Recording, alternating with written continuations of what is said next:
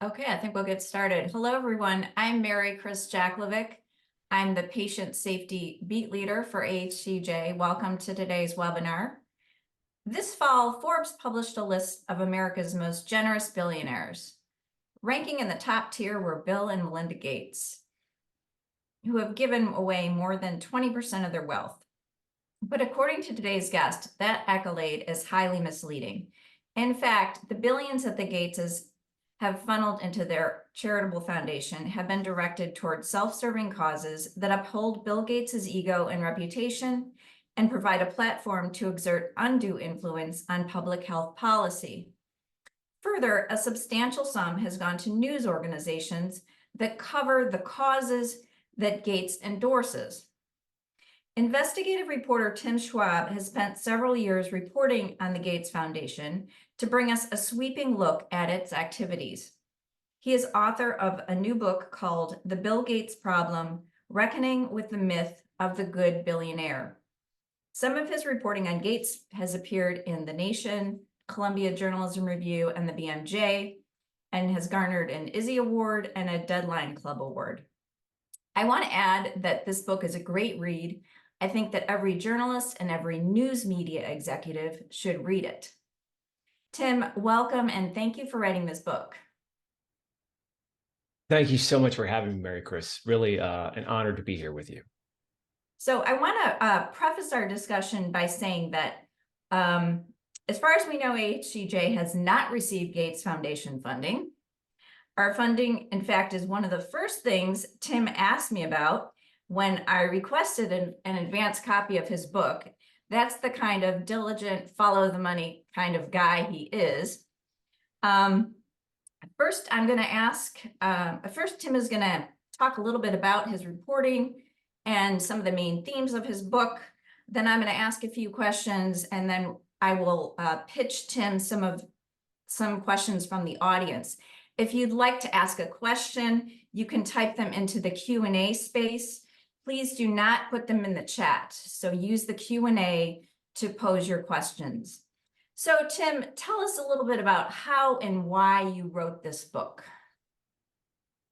So I had been reporting on Gates since I got a Alicia Patterson Fellowship in 2019, which started me down the pathway to look at the Gates Foundation. And the way I've always approached the Gates Foundation is as a political organization and not a charity. That's certainly the lens I bring to the book that I wrote. The foundation is operating at very high levels on the global stage. It's influencing multilateral institutions like the World Health Organization. It's shaping government spending. Tens of billions of dollars, taxpayer funds, are flowing into projects that the Gates Foundation helps oversee and organize. So it's influencing government spending and priorities in public health. And it's affecting, the Gates Foundation today affects the lives of billions of people around the globe. And it also affects the bottom lines of large pharmaceutical companies. So all this to say is the Gates Foundation, I think it's fair to view it as a structure of power, a private structure of power. And that's a real trigger for accountability journalism, for journalists to afflict the comforted, to follow the money, and to really scrutinize the Gates Foundation in the way it exercises power. So the innocent response to this is, well, what's wrong with the Gates Foundation pouring money into all these diseases? Isn't it delivering all these vaccines and saving all these lives? And that's true, but only superficially. Because if you reduce your analysis or understanding of the Gates Foundation to that simplistic narrative, which is the Gates narrative, you're failing to recognize or to think about the counterfactuals, to think about the opportunity cost, and to think about the collateral damage. How many more vaccines could we deliver? How many more lives could we save if we chose a different approach, a different strategy? If the public health agendas and priorities weren't being so influenced by private sector actors, including private multi-billionaires in Seattle. So the core question that I'm really looking at is this core question of democracy. A field like public health, it's a public policy. We would hope and expect that public policies are organized through a public process, through democratic debate and democratic decision-making. And as is the case with all issues of democracy, this is when a private sector can come in and tilt the scales to their own interests, whether it's their own financial interests or their own ideological interests. So, if you think about, as a really concrete example, if we think about a given disease that the Gates Foundation might work on, you can start to imagine the complex decision tree that goes into deciding, how do you manage this disease? How do you fight this disease? Even when the Gates Foundation brings billions of dollars to a given disease, you're still not going to have all of the money you need. So you have to create priorities. And what do you prioritize, treatment or prevention?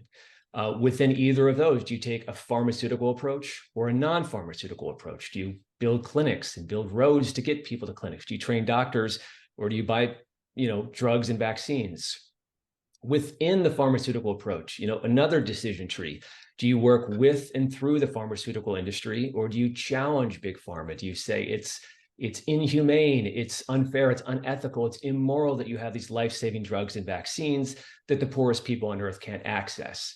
So it's a very complex process how you manage these social issues, many of which go back to poverty. And there's no reason why someone like Bill Gates should have an outside voice in organizing this. And so at a point, I think you can understand the Gates Foundation as really a money in politics story. This is the model where the richest guy gets the loudest voice. The way I see it, and I think it's fair to see it, is the Gates Foundation isn't making charitable donations as much as it's buying influence. In the same way that billionaires can use campaign contributions and lobbying, philanthropy can also be another tool of political influence in the hands of someone like Bill Gates.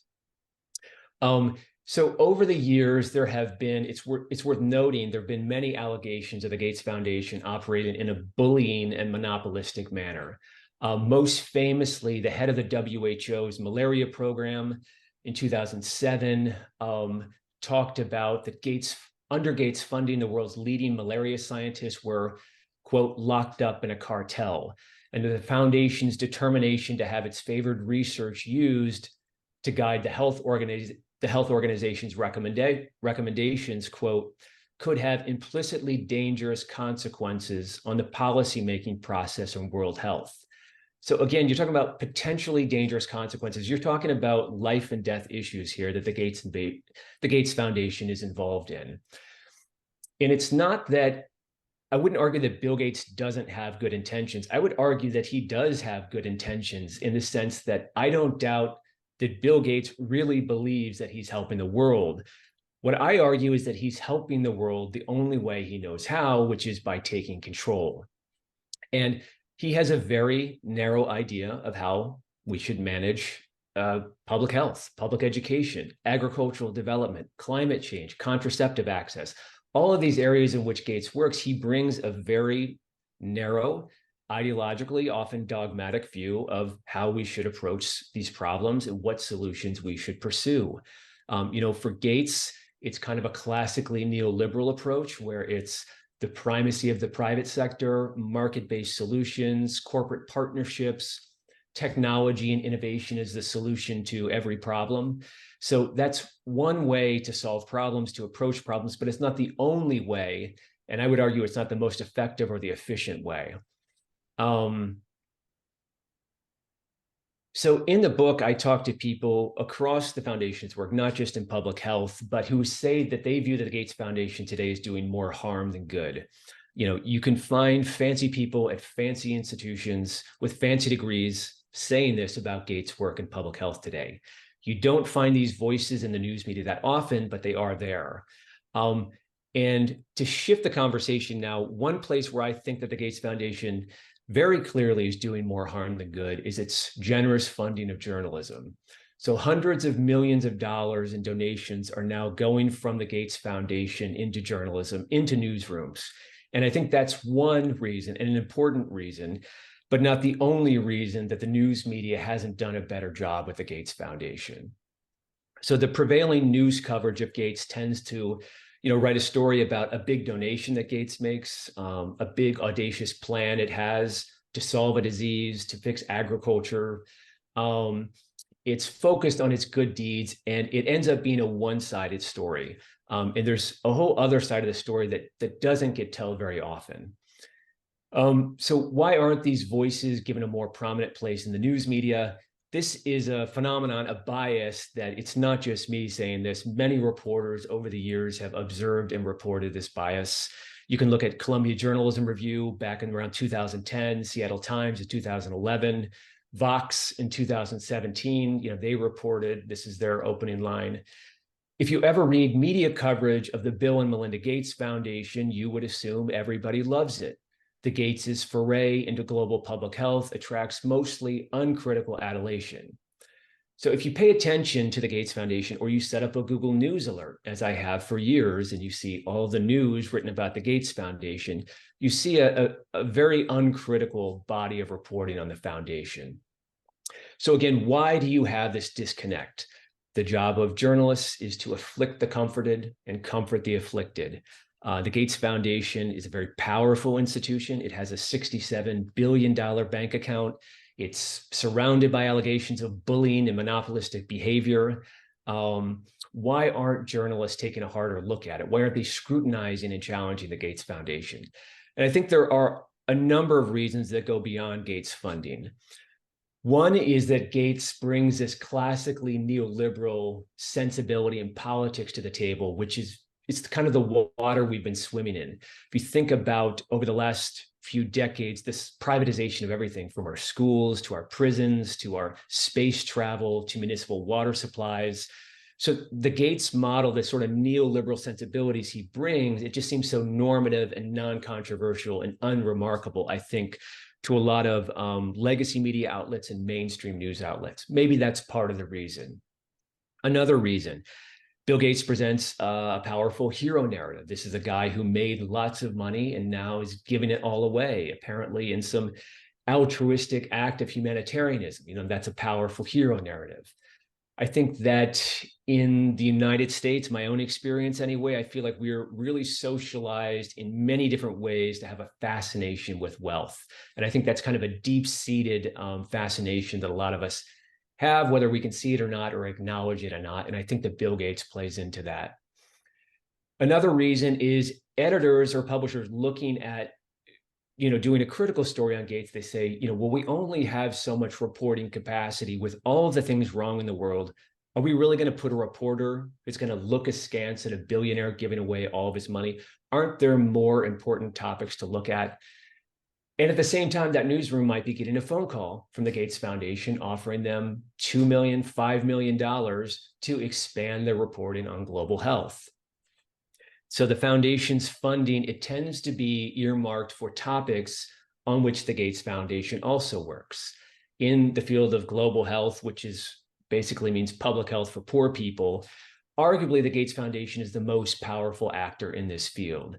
If you're taking Gates money as a newsroom to report on global health, to expand your reporting on global health, invariably you are going to be reporting on the Gates Foundation, on the projects that it funds. You're going to be the sources you're going to be talking to. Researchers either take funding from Gates probably, or their parent institution does, or they hope to in the future, which is going to modulate what they say about the foundation, how critical they're going to be.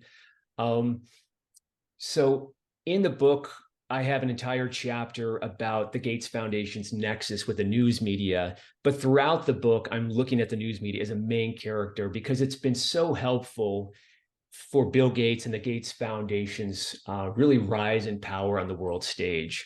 All of these stories that are simply descriptive, that are describing its big donations and its big goals and its good deeds, have the effect of normalizing and legitimizing what is really a very undemocratic and anti-democratic exercise of power. And again, I just want to make the point that it's not just me saying this. Journalists have over the decades observed this and reported this. In 2001, the Seattle Times talked to a professor at the University of Southern California, Mark Cooper, quoting him saying that it's laughable when the media claim that Gates money doesn't influence their coverage. Every grant comes with at least one grant. Every grant comes with at least one string attached, he said, the hope that the grant will be renewed.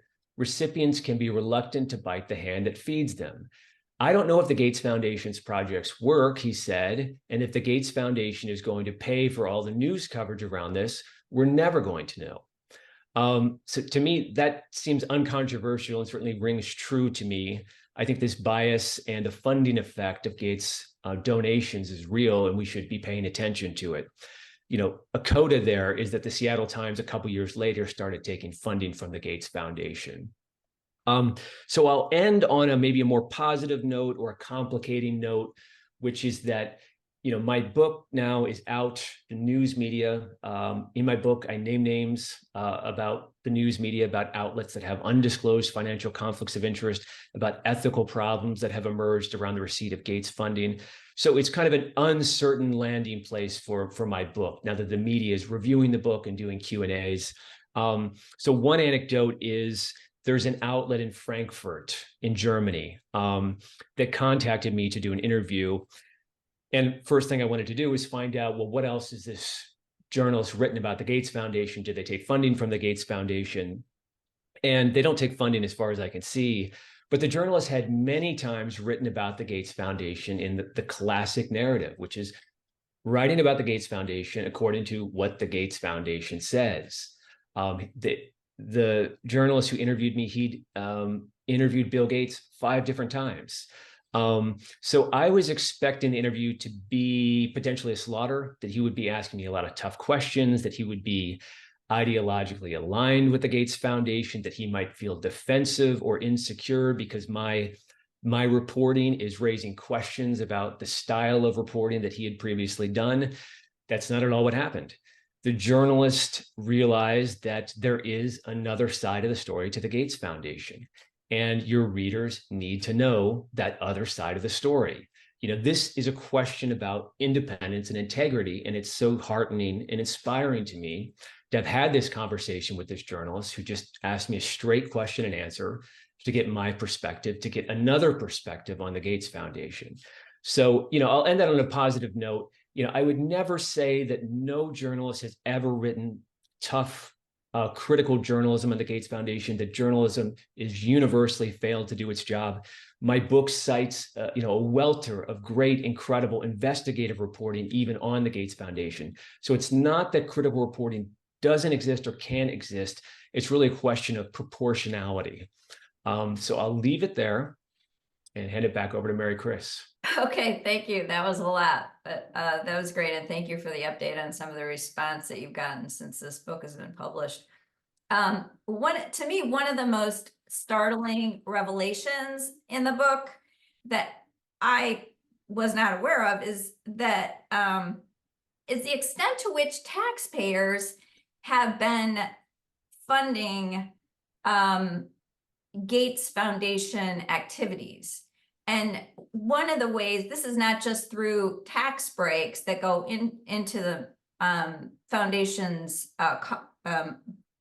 tax breaks for the money that the foundation gets, but through these public-private partnerships that the foundation operates that take taxpayer dollars from European countries and the US to fund foundation sponsored activities. And I think the major example of this is an organization called Gavi, which pools public funds to buy vaccines from big pharmaceutical companies and deliver them to people in poor countries. And the pharmaceutical companies reap a healthy profit off of these deals and get to keep their high prices and their market dominance. Can you explain a little bit about this? Because I think this is really an important rationale for why journalists should be paying more attention. Yeah, sorry. Yeah, one quick caveat is I don't know that the pharmaceutical companies are reaping a healthy profit. Certainly they're reaping revenues from this. The profit, that is a little bit more of an open question. It's harder to find out what is the actual cost of making these drugs and vaccines. And what are they paying? So they're certainly making revenues, and they're getting a major PR boost, humanitarian boost, by aligning with the Gates Foundation. But to this question of taxes, I had already known about the tax issue related to the Gates Foundation, but I didn't fully understand it until I wrote this book. So the tax benefits and subsidies going to the Gates Foundation flow in at least 3 different ways. One is that Bill and Melinda French Gates, they donate money from their private wealth into their private foundation. They continue to control how the money is spent, but they've gotten a massive personal tax break from doing that because they're going to avoid capital gains tax. They're going to avoid estate tax. Now, once this money is in the Gates Foundation's bank account, today it's $67 billion there. And this is generating investment income from anything and everything. And it's making billions of dollars in investment income most years. Again, that money is mostly tax-free. The third way are these public-private partnerships. So many of the Gates Foundation's largest charitable interventions are organized in this way, where Gavi, for example, the Gates Foundation provided the seed money. It took a seat on the board. Many of its allies and surrogates are also on the board of directors. But the vast majority of funding going into Gavi, tens of billions of dollars, comes from us, taxpayers. So this is going into a private institution where the Gates Foundation has, by many accounts, has really an outsized influence over the direction and the operations of Gavi. So, governments do have seats on the board, but not really proportionate to the level of financial giving that they're putting into the foundation. So it's kind of big picture, it's kind of a dirty little secret of the Gates Foundation is how much of their charitable work, their charitable empire is fueled by public funds and taxpayer dollars. And this is why, for example, you see Bill Gates and Melinda French Gates personally traveling and meeting with elected leaders, pushing them to be more generous in their aid budgets, devoting more tax dollars to charitable projects, including those in which the Gates Foundation is deeply invested, those in which the Gates Foundation is able to take credit for saving lives from. All of this, though, is a really clear trigger for accountability for journalists. If the foundation is using public funds and the beneficiary of taxpayer subsidies and benefits, we have to be able to follow the money. We have to have checks and balances around how that money is being used. We have to be able to ask the Gates Foundation questions, and they have to answer questions. They have to explain what they're doing with the money and show us, is this really a just, prudent, and efficient use of our tax dollars? Yeah, well, in fact, you make the point that they really are doing just the opposite. They're very secretive, and there seem to be a lot of records that you could not get your hands on in terms of where all the money goes. Yeah, the Gates Foundation is a deeply secretive organization, and it's one of many paradoxes of the foundation. If you set up a Google News alert, you'll see every day lots of new articles coming out quoting Bill and Melinda French Gates or somebody who works at the foundation. And this gives the illusion of great transparency and engagement, that they're talking to the press, they're explaining what they're doing. But if you challenge the logic of the Gates Foundation, if you ask hard questions, it's far less likely you're going to get any meaningful level of engagement. So this is my experience. I've talked to other journalists who have investigated the Gates Foundation who have a similar experience. I'm not saying that the foundation has never engaged with critical questions or critical reporting. I'm just saying it's much harder to get engagement. And generally speaking, the foundation doesn't put itself, or certainly its founders, in a position where they're really going to be forced to ask hard questions. The issue of transparency, I could go on all day about it, but even, a lot of journalists on this call probably have done some paper trail reporting on nonprofits where you look at their annual IRS tax filing, their 990 filings. And for some organizations, that can be a gold mine. It can show you how much money they're paying top employees, where they're spending money, investment income. And the Gates Foundation every year around that time releases thousands of pages of tax records, and it is a gold mine. But the more you look into it, the more you realize how much is missing. And so, I found, I guess you could just go there, Mary Chris. You sort of teed this up. Should I go into transparency and missing disclosures and all of that? You mean in terms of journalism specifically, or? Yeah, it's just that, the foundation, there's billions of dollars that are leaving the foundation that are unaccounted for. We don't know the destination of it, but I think that some of that money is being used to fund journalism, because you'll see the Gates Foundation funding advertorials in the Washington Post that don't appear in the foundation's records. So how is the Gates Foundation funding that? And where else is the Gates Foundation funding the news media? So we know that this money is being used to shape the public discourse. It's going into, if not news outlets, then parent media companies for sure. We can't put a circle around all that money to know how much money and where exactly it's going. And I think it's extraordinary that the Gates Foundation would not eagerly disclose that information. Yeah. We'll just, I want to get back a little into the foundation's activities before we dive into the whole issue of funding journalism. Because I think one other really disturbing theme in your book is Bill Gates's unwavering belief in technology to solve public health problems, and how it sometimes comes across, I mean, it comes across as arrogant, but also just naive and bizarre. Like, I mean, one thing that really floored me was his vision that robots will one day do C-sections in rural areas. And you write, quote, Gates cannot imagine a world in which 4 nations have their own health professionals performing C-sections. You tie this in with a colonial mindset where local people don't have a say in public health priorities. And some of the other really strong and examples of this are his vanity campaign to eradicate polio, which a lot of experts say diverts resources from more urgent public health needs. And also a project you describe in detail in the book to make hormone implants available to African women, but not other birth control options that women in rich countries enjoy. So why hasn't the Gates Foundation been held accountable for these views and attitudes? And I'm also wondering if that's changing at all with the decolonized public health movement that's come along in the last couple of years.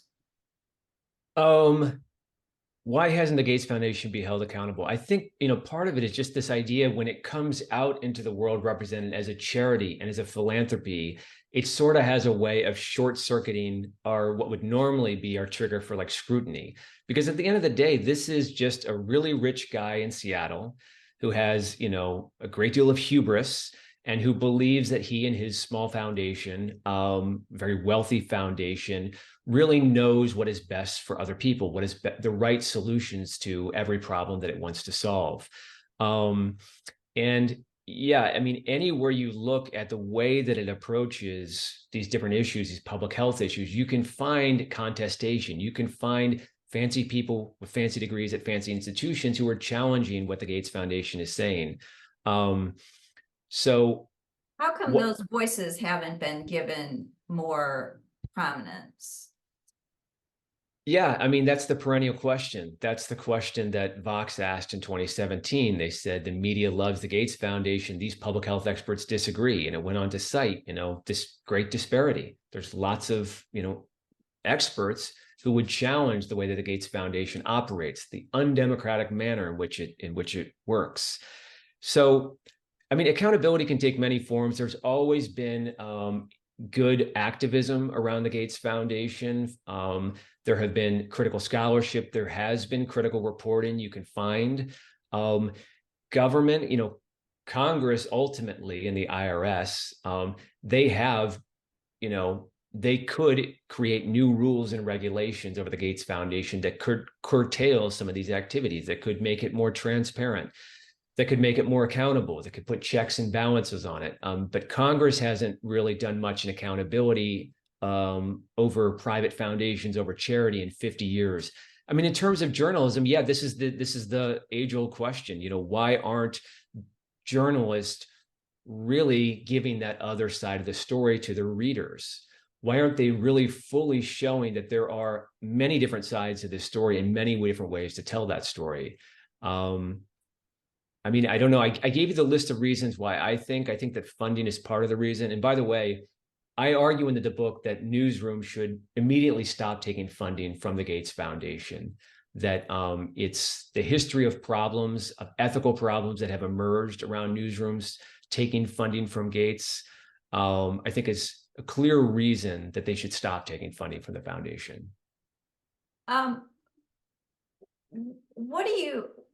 Why isn't better transparency enough in your view? Maybe you can talk a little bit about what you found in terms of journalists and news organizations and their transparency. I mean, they all say they're transparent, but that hasn't always uniformly been the case. But would better transparency help the situation?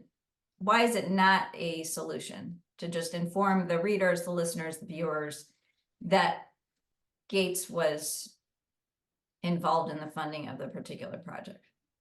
So I think in journalism, our readers expect us to be independent. So, they're not thinking we're objective robots, but they're hoping that we're independent, that we don't have an outside financial interest that might introduce bias into our reporting. So in the United States, the Society of Professional Journalism has guidelines for ethical conduct. It says avoid conflicts of interest, and only if they're unavoidable, then should you disclose them. But that's not in the practice how journalism operates today. A lot of journalists and newsrooms willingly take on conflicts of interest, and a lot of times they don't even disclose them. Certainly you see that with the Gates Foundation. I've found columnists at the Washington Post, a columnist at the Washington Post with undisclosed financial conflicts of interest, 2 columnists at the New York Times who had outside employment with an organization, a journalistic organization heavily funded by the Gates Foundation.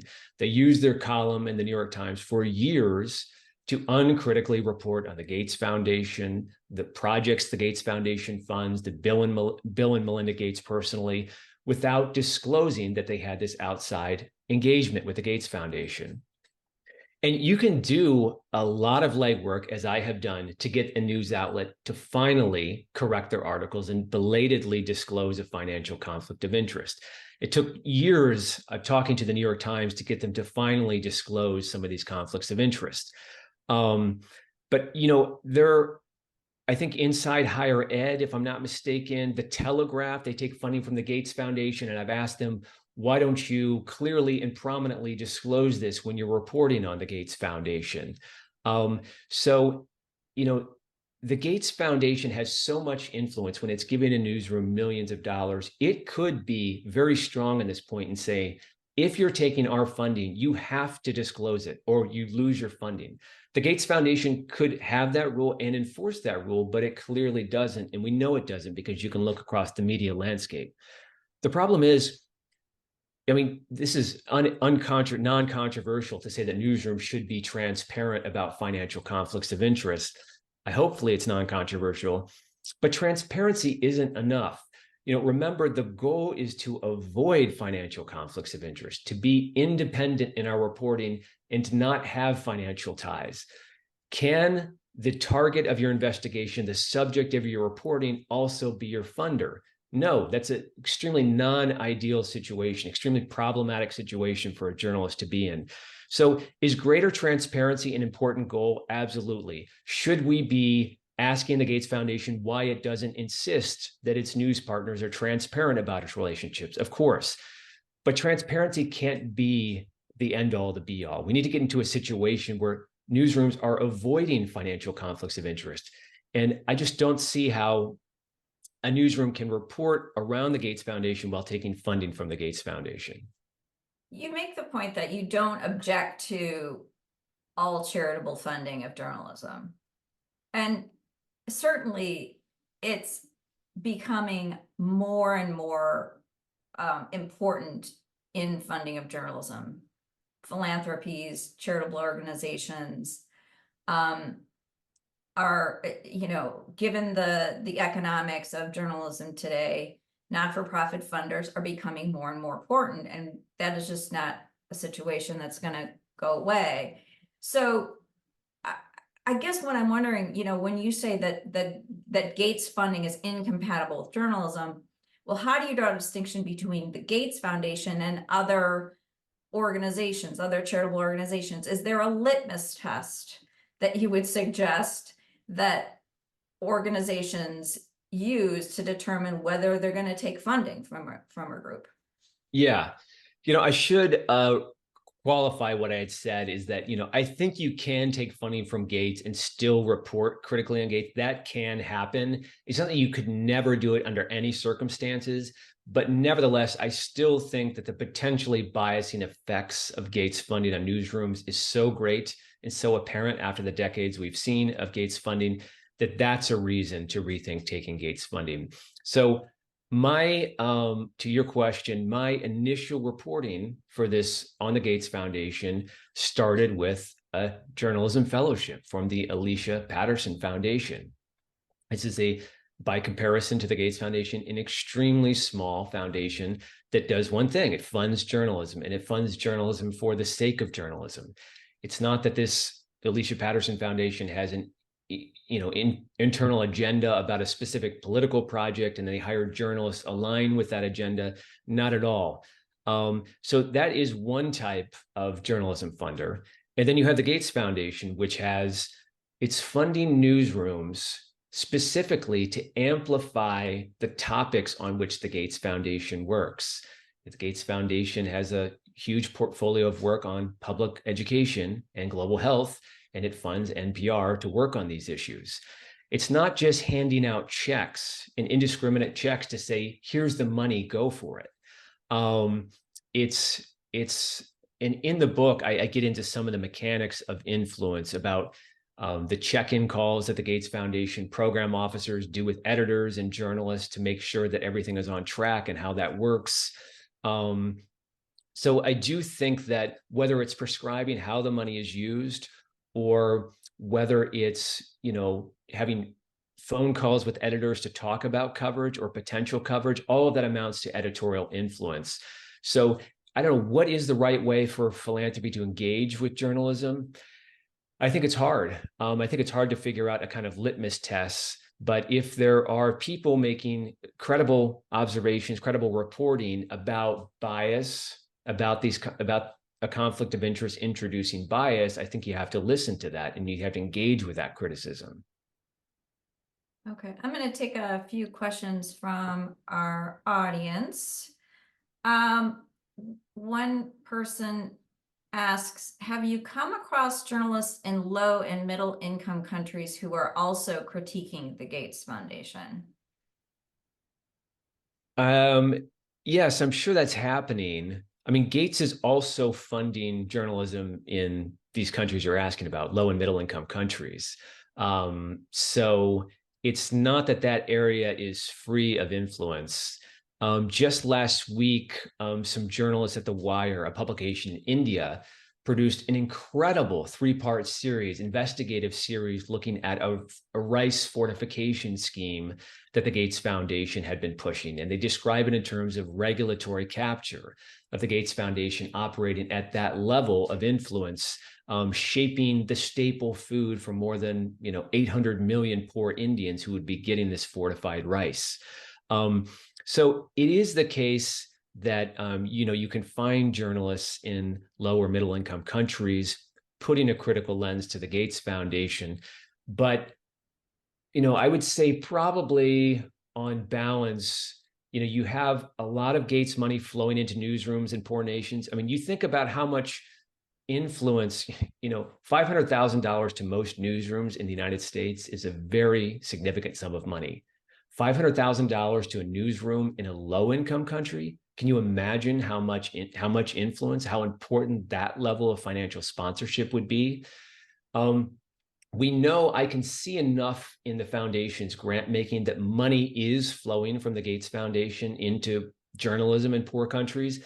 But again, because of the level of the transparency issue, you can't put a circle around all the money to really know how much money is going in there, so it makes it harder to ask the question of exactly how much influence it has and how much bias it might be engendering. Okay. Here's another question. One problem with criticizing Gates is that it's fodder for anti-vaxxers and other conspiracy theorists. Do you have any advice for critiquing the foundation and the person without emboldening conspiracy theorists? This is an interesting question because you kind of got into this a little bit in the book regarding conspiracy theories during COVID. Yeah, I mean, to me, I don't really understand. I guess I reject the premise of the question that somehow telling the truth or challenging a structure of power because you do truthful, honest reporting that's, fulfilling your job as a journalist and that somehow it's going to be weaponized and co-opted by a bad actor, so you shouldn't do it. I talk in the book about how the Gates Foundation is actually the beneficiary of conspiracy theories, not the victim, because so many journalists have written so many stories about the Gates Foundation being the victim of conspiracy theories. It's created it's a huge distortionary effect in journalism. If you're writing a story about the Gates Foundation, it's a very simple and easy story. It creates a lot of sympathy for the Gates Foundation. But why aren't you also reporting, challenging the Gates Foundation and looking at the actual harms it does? I mean, what I say in the book and what I believe is that the reality of what the Gates Foundation is doing is troubling enough that we don't have to entertain conspiracy theories. And, people are definitely losing trust in the news and mainstream news media. I feel like I've read many polls showing this. You don't want to give people one more reason to distrust your news outlet, which is taking funding from the Gates Foundation and then reporting on the Gates Foundation in a way that is frequently one-sided, that failing to criticize the Gates Foundation. I feel like if you want to add some rational thinking and some more sober thinking, and you want to build public trust, you should be putting a critical lens to structures of power. You should be challenging private actors that are acting in undemocratic ways. That's the way to build trust. That's the way to move democracy forward, I think.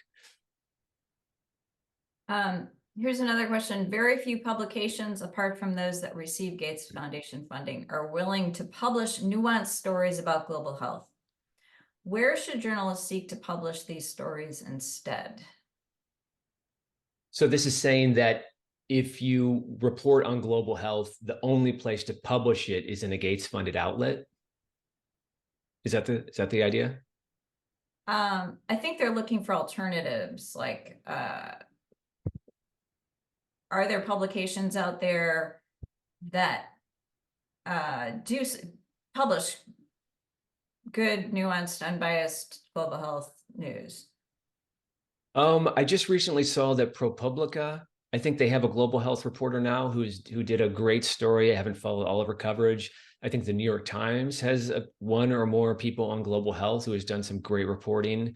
I myself have written on these issues for the British Medical Journal, for The Nation. People don't think of The Nation as a place where you would find this kind of reporting, but maybe you need to think a little bit outside the box. Maybe you think about, if your reporting is really looking at power dynamics, when you're looking at global health, if you're talking it in many ways, in many places, you're looking at powerful interests, pharmaceutical companies, massive private foundations, and maybe that's not the direction that this person is going with their reporting, but there's a lot of ways to make reporting on global health relevant to a broader audience by looking at it as a political story and thinking about it in terms of power dynamics, not just will this new vaccine solve the problem, but who stands to benefit from the vaccine? What are the opportunity costs? If you think about it in those terms, maybe we could get this kind of reporting in a broader media landscape.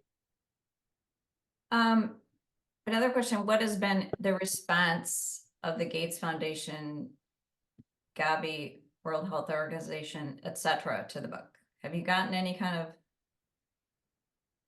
there been any feedback or response?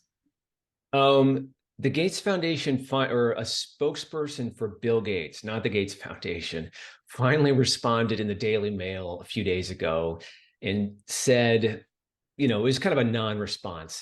He said something about my reporting was based on a flawed and misinterpretation of Bill Gates's work, that Bill Gates is committed to solving problems. He's a great philanthropist, et cetera, et cetera. So it was kind of a non-response, but that, as far as I know, has been the only response from WHO. I mean, WHO is heavily funded by the Gates Foundation. So they're not, they are And that means the Gates Foundation can help shape what the WHO works on and what it doesn't work on. So I wouldn't expect the WHO to publicly, overtly embrace my book. Gavi, heavily funded by Gates also. So that's kind of it for the response from them, which is what you would expect. You wouldn't expect them to respond.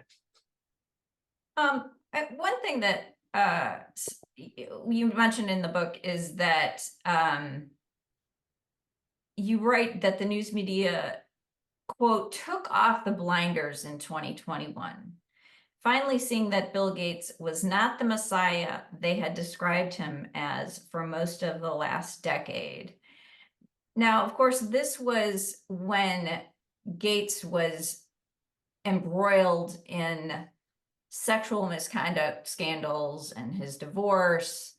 And I'm wondering, does it bother you that it took that kind of, sexual misconduct scandal and not an expose of his financial activities to get more media organizations to write critically about him?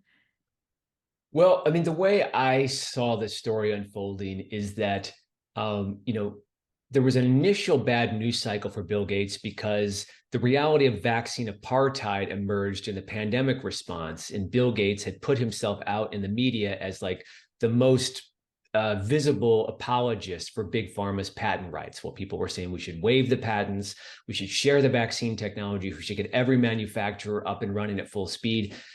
Bill Gates was there going on all the news programs saying we need to defend the patents and protect the patents. It's a very tightly held ideological position of Gates. Of course, it aligns perfectly with his career at Microsoft, which also depended on strong intellectual property rights. So there was this massive article in the New Republic, brilliant article, but it had a picture of Bill Gates with horns. And it was talking about how Gates had impeded global access to vaccines. And it was a real, and suddenly you had, it wasn't just that. You also had, I think, The Intercept published a similar story about the Gates Foundation was obstructing access to global vaccines because of its dogmatic position on intellectual property. So a number of news outlets in the spring of 2021 were coming on, and there was a new news cycle emerging. And then that got overshadowed by all this reporting on Bill Gates's personal conduct. Very hard to explain relationship with Jeffrey Epstein. That story is still unfolding. Allegations of misconduct towards female subordinates by Bill Gates, which he denies. Divorce from Melinda French Gates. So yeah, it is upsetting because you look at the Wall Street Journal and the New York Times, and they've gone all in on this story. They've done some brilliant reporting. It's important reporting, but why don't they put their really substantial, impressive reporting capacity, all the reporters they have on staff, why don't they just shift a little bit to look at the Gates Foundation? I mean, it is an important story because it makes us rethink who Bill Gates is, that he's not this avuncular, pastel sweater wearing, Mr. Rogers, soft-spoken, kind-hearted guy. He's not, this nice guy that we've been made to believe. Of course, he's the same alpha male bully and monopolist who ran Microsoft. So if this scandal has made us see Bill Gates for who he is, if it has reduced his moral authority and that of the Gates Foundation on the world stage, that's a good thing in terms of moving the conversation forward. But I would really like to see the Wall Street Journals of the world, the Washington Post, the New York Times, direct their incredible reporting capacity to really take a hard look at the Gates Foundation. Here's another question from the audience. Do you think, I'm not going to read the whole thing, but do you think that the public health community has dropped the ball in its own courage and responsibility?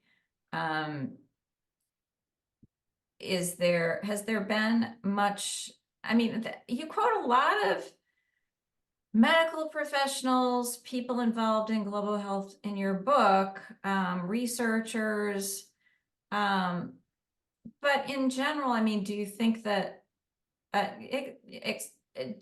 more of them need to speak out? And if they're not speaking out, why is that?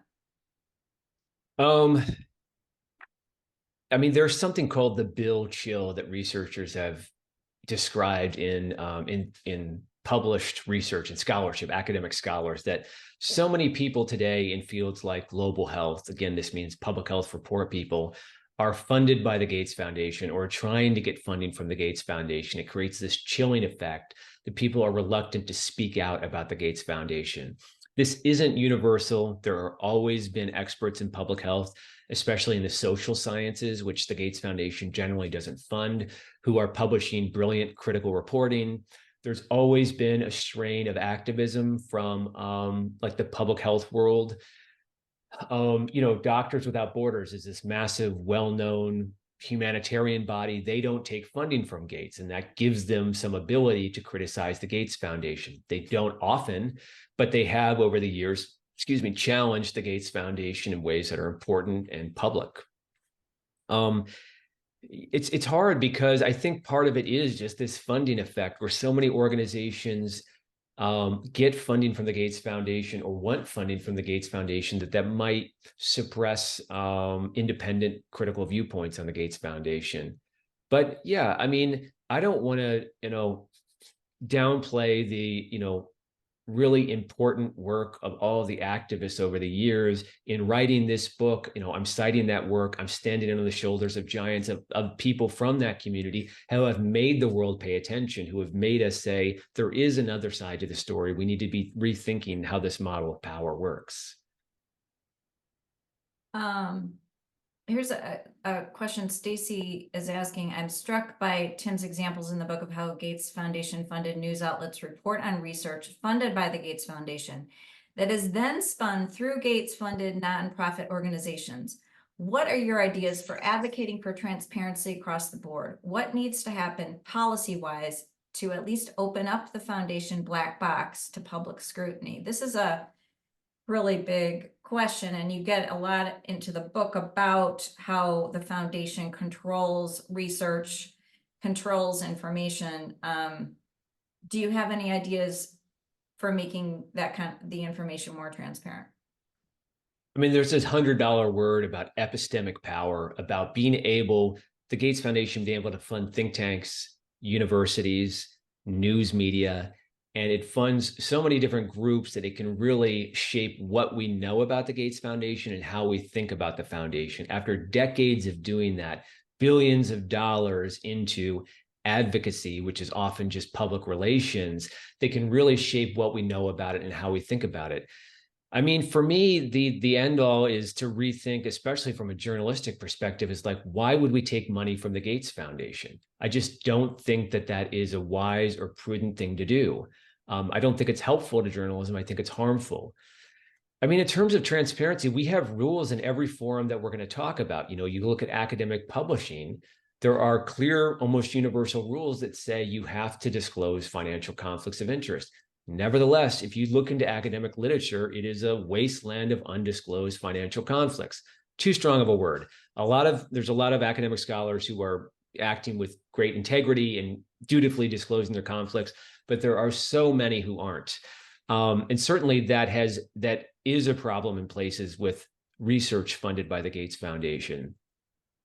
I don't know. I mean, we certainly could use more investigative journalism about this issue, about the lack of transparency, helping map out the Gates Foundation's influence.